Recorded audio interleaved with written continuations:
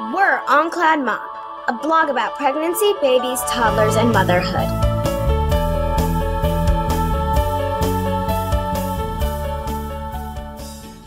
Hi everyone, I'm Caitlin Davis, a blogger for OnCloudMom, the Lansnow-sponsored blog.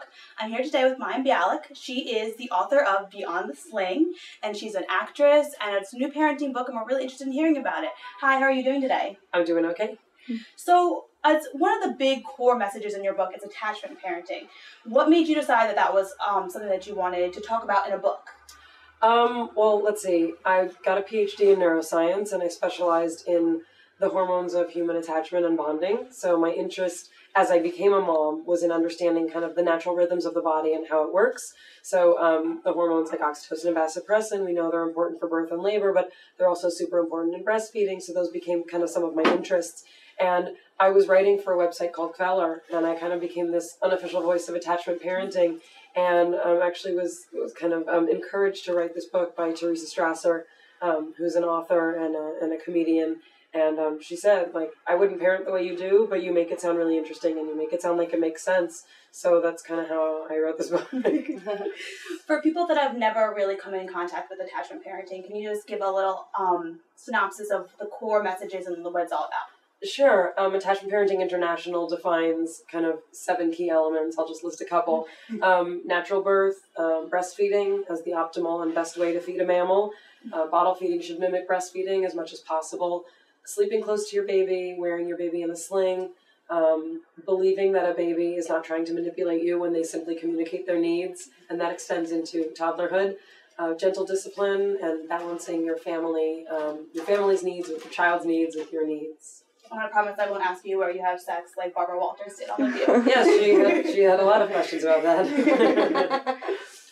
So there's breastfeeding, there's co-sleeping, and you also don't believe in really having young children look at media as much as a way to kind of keep them occupied. Mm-hmm. So that's a core message of one of the brands that we represent. So what made you decide that media was something that you wanted to keep your kids away from and instead work on free play? Right. That's not attachment parenting per se, but I do talk about it in the book, kind of in the chapter on consumerism. Mm-hmm. Television and movies and DVDs and all that good stuff, it really does keep your child occupied, and it allows you to get back to all the independent things you want to do, which I do understand and value. But what works in our family is trying to find creative ways to basically have lower expectations for how much alone time we need in those early months and years, finding other ways for children to be occupied. And, I feel like once you stop kind of fighting with yourself about, here are all the things I want to do, here are all the things I'm not getting done because of this child, once you kind of take off that pressure, it becomes a lot more manageable. And for all of history, before there was television and movies, people found ways for children to be content, to be held close, and to grow according to their own brains and not kind of the stimulation from outside. I think that's a really good message. What are some tips that you would give to parents if they are just seeing this and they think, oh, I want to try it? How would you start? What would you suggest to them? Read my book. No. I think, one of the super important things that, I'm a lactation educator counselor, and one of the super important things we talk about is even before you're pregnant, learning about breastfeeding. Often the examination of breastfeeding leads you to understand the hormones of your body and how they work in natural labor, for example. But especially during pregnancy, to attend a Leche League meeting, to find other people who live this way, see what works for them and what doesn't, and see where your personality would fit with that. But we strongly recommend that women who are pregnant, for example, or want to become pregnant, learn such things as your body is born with all of the milk it needs to feed a newborn baby. Mm-hmm. There's no such thing as waiting for milk to come in, which of course we use those terms, but I think those are super important things that even before, the kid's in your arms, for you to have learned a little bit. Dr. Sears is a wonderful resource who supported this book. Seeing the Ricky Lake documentary, Business of Being Born, is a tremendously important thing for anyone, whether they want to have kids or don't. Even if you're just concerned about healthcare costs, you should see Business of Being Born. We interviewed Ricky Lake on the blog, so we're definitely familiar with the business of being born. And one of the things that I was most impressed with by your book is that you said that while this worked for me, it might not work for you. Mm-hmm. And that's your philosophy with this whole parenting, is that what might work for me might not work for you, but this is a real story of how it worked. Mm-hmm. So I think that was a really good, is that how did you come to decide that was how you wanted to kind of position that?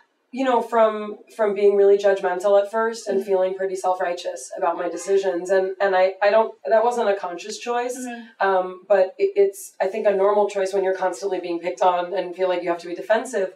But from talking to other moms, from having an open mind, and from also being burned a couple times. The first time a friend of mine had to stop breastfeeding because she was undergoing chemo, I realized when I see a woman bottle feeding, I will never judge again, because you never know anybody's story. You never know why people choose not to co-sleep. So I really felt like it was a sobering moment for me to realize we will get nowhere as parents and as moms if it becomes this social politicking of parenting. Instead, learn why people do things, learn how the body works, and do what works for your family within a reasonable community where you're supported for that. I think that that's a great way to think about it. Thank you so much for being here with us today. And check out her book. It's called Beyond the Sling. It's available at retailers everywhere. Thanks so much. We're OnCloudMom, a blog about pregnancy, babies, toddlers, and motherhood.